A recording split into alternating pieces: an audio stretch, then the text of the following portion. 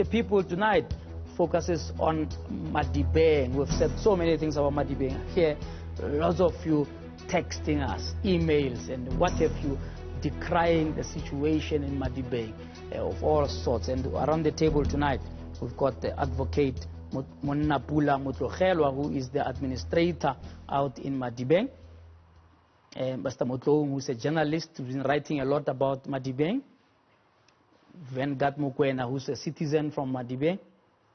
And Sydney Monnakotla, who's also a citizen of Madibeng. Hopefully we're going to have a fantastic conversation. Gentlemen, welcome. Thank you. There are no women from Madibeng who could have been here. It's a boys' choir, man. Advocate, welcome. Good evening, JJ and the viewers. Thank you so much for making the time. I really, really appreciate it, and everyone else. Thank you so much. The idea of Face the People is to encourage some kind of dialogue, right?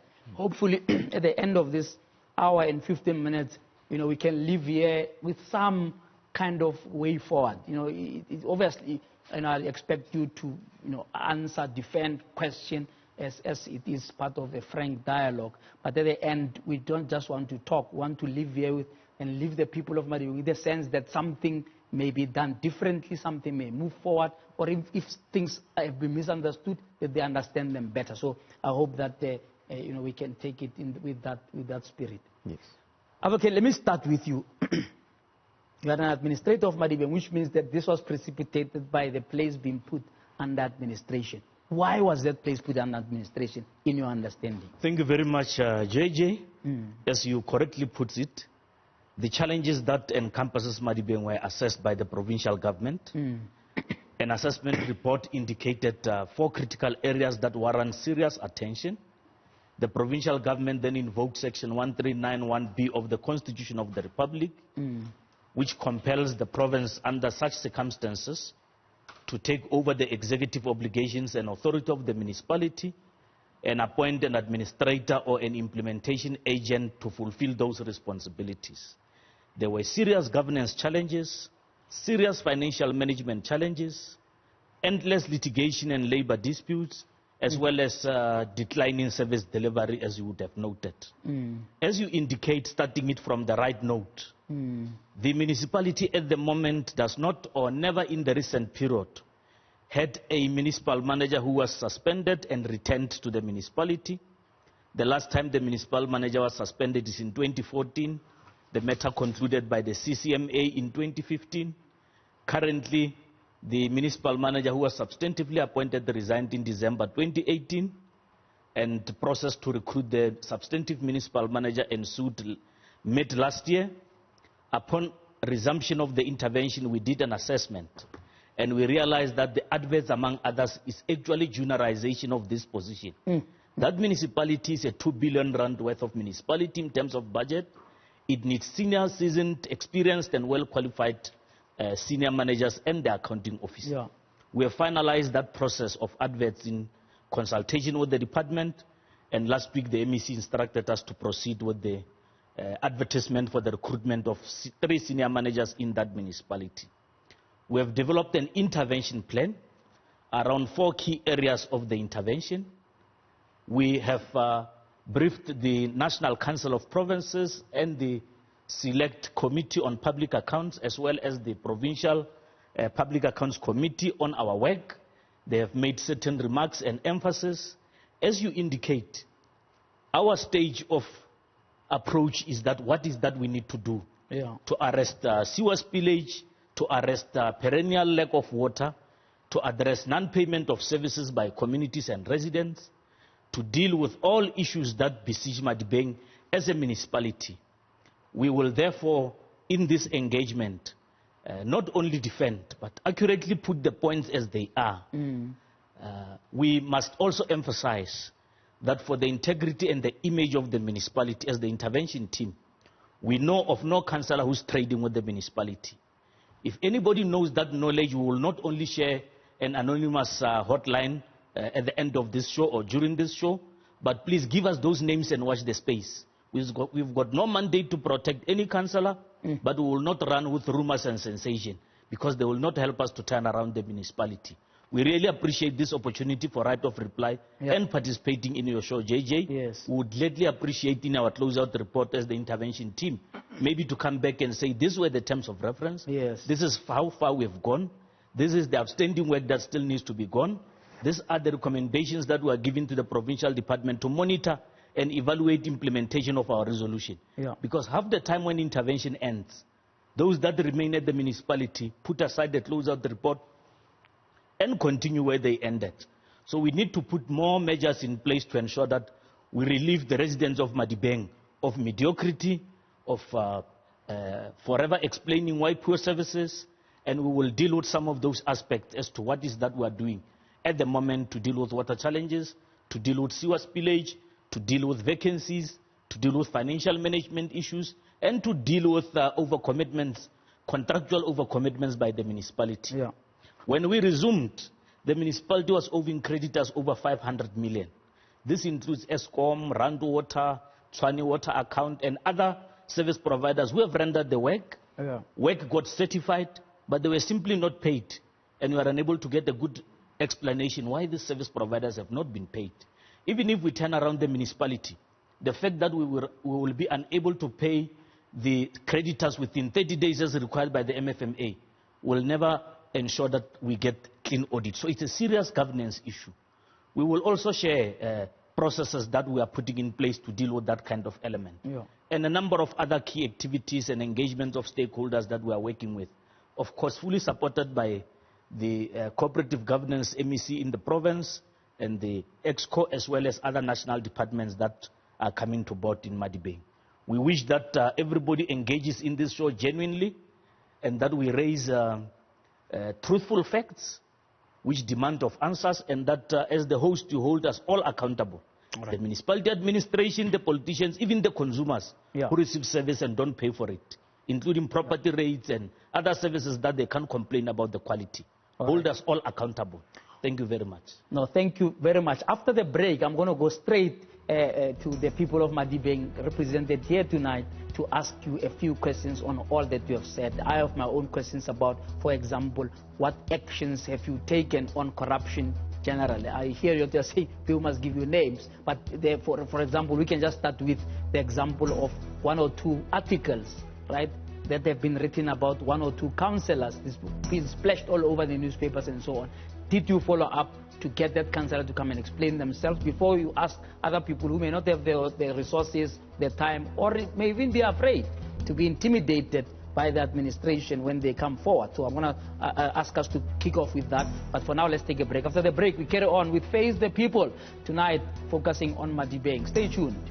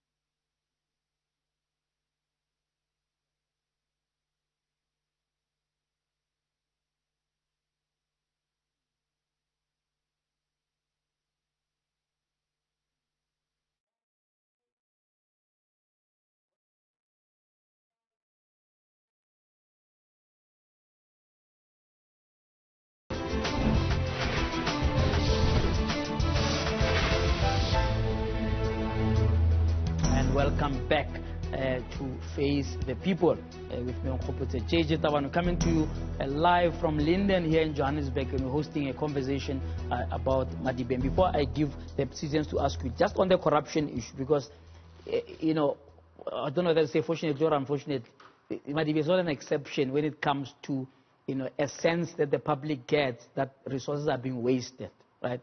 You only have to read the Auditor General's report. right? That almost 90% of municipalities in that place don't run finances properly. There's irregular expenditure, etc., etc.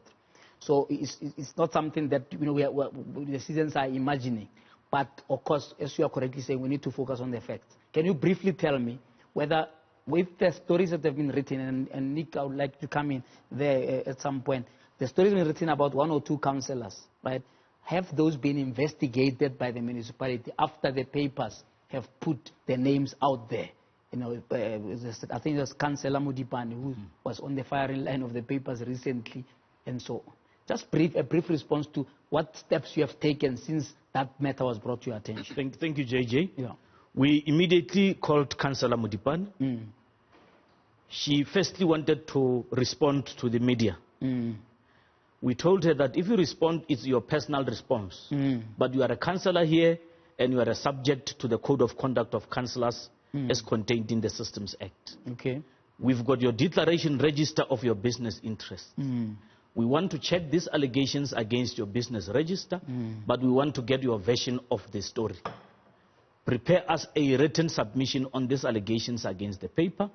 We will make a determination, and where we have a reason to believe that you might have misconducted yourself, we will require the Speaker to investigate in terms of the matter is still under investigation. The matter is fully under investigation. The councillor has given me her version of the story.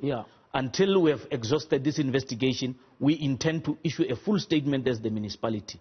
But you are investigating the matter. You didn't just ignore it and dismiss it. We are investigating it.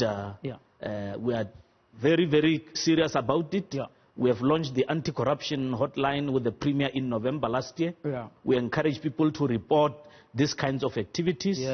We also would want to request our communities to continuously ensure that their elected public representatives are put under scrutiny. So your councillors are not allowed to speak for themselves if they are accused of corruption? They will at the relevant time. In the media? They will at the relevant time explain their own version. But from the governance side, we want an official version. Because it is the municipality's name that is now been put under serious integrity question. And we would want the council to tell us the honest version. And then we will make a determination and issue a formal statement as a municipality. Let's get questions now from the people. Let's start with you, sir. Thank you, Mr. JJ. Sure. Administrator, my name is Nick Mutlu. I'm sure you're fully aware who I am. One question I wanted to ask you. We had a couple of interviews, but I've never actually asked you this question. Madibeng is taken as one of the municipalities that there's money within that municipality. But when you look at the infrastructure, there's nothing. My question is to you, where is the money going to? Where is it spent to? Because clearly we still have a problem of water. It's been years that we've been talking about the problem of water. We're still talking about potholes, the roads as well, infrastructure. It's very bad. Even especially even on the rainy days, there's still no development, And we're still talking about housing as well. We've seen communities toying, talking about RTPs as well. But there's nothing. But the big question is that where's every year, normally I'm sure Madibeng is getting a budget. But where is this money going to? Thank you. Response there, Administrator? Advocate? Thank you, Nick. We have conversed, me and you, over some of these matters over the local radio. And thank you once again for participating. Firstly, the budget of Madibeng, because budget is a word in a paper. The budget is 1.8 billion, almost 2 billion rand. The outstanding debt over years is also 2 billion rand. Does that include the PIC money that you are said to be owing 1.1 billion? That's the debt on top of the 2. That's the debt that is owed by the consumers, government departments, and business to the municipality. The PIC loan, in 1994, actually 2004, the municipality took a loan from the PIC. It was 162 million. It was never a billion. Subsequent that compound interest led it to 1 billion. I mean, it's like 10 times. If not 20. The matter is now before the Supreme Court of Appeal because there are serious disputes on merits. And the less... it sounds unbelievable, actually, that exponentially. So that matter is before the judges, before the Supreme Court of Appeal. The lesser we talk about it, the better, so that we don't anticipate outcomes of courts. But significantly, we receive Just in the last 3 years, last year, this year, and next year, almost R1 billion on the municipal infrastructure grant. Next year, we are receiving 120 million on the municipal infrastructure grant. That's for basic services. In the municipal website or publicly, you would know that there are projects going on in various clusters in Madibeng. There are projects worth 281 million on the ground as we speak. There are roads projects, there are water reticulation projects, contractors are on site, community members are in project steering committees, they are also serving as community liaison officers, there were open tender briefings, so that's public knowledge. But correctly, the municipality has overcommitted itself contractually. That's why it's unable to even balance its budget. There are contracts in the municipality ranging from fleet to IT services that the municipality has overcommitted itself. We are renegotiating some of the terms. We have already terminated some of the irregular appointments. We are putting on re-advert some of the contracts. As a result of this mismanagement, there are certain officials who have been implicated in the forensic reports that we have tabled in Council on the 26th of February. Council has given a go-ahead for the acting municipal manager to charge implicated officials and make criminal referrals where appropriate. SIU and the Hawks are already investigating 2 matters, and I think they are on the verge of completion.